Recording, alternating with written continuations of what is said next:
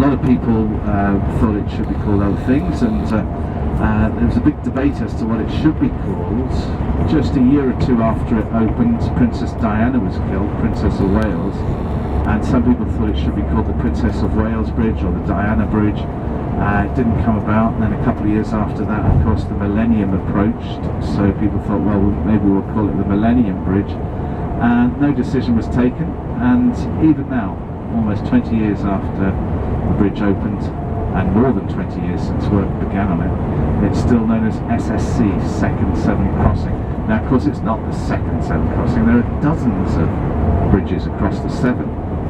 What they mean, though, the second one in this neck of the woods, at the Severn's mouth. So there we are, folks, looking out to the Bristol Channel there, and beyond it, the Irish Sea and the Atlantic, many, many miles to the west. We'll be out on that Irish Sea tomorrow.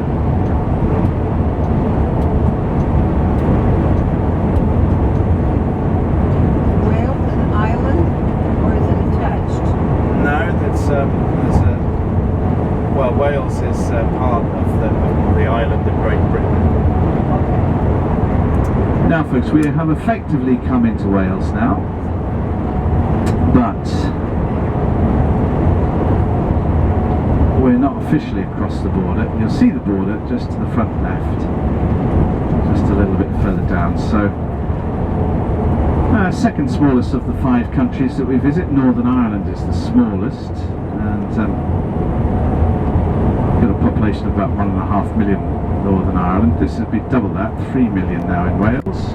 Most of them in a very concentrated stretch that we'll be going through, well, this evening on the way through to the hotel, and tomorrow morning on our way through to the west towards the ferry. So it's a narrow strip along the South Wales coast where about 70% of the population live. Here's the border sign. Shield your eyes. You can see the sign there. Welcome to Wales. Croeso Gymru.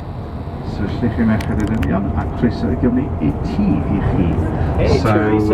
there we are. Tell us what you just did. Oh, we're going to Wales. You already just crossed the border. Yes. So we're in there. So happy to be there. So, a country with Maybe its it's got a own touch of culture, Irish. It's got a lot of green its on own it. history, and indeed, as I hope you've just realised, with its own language.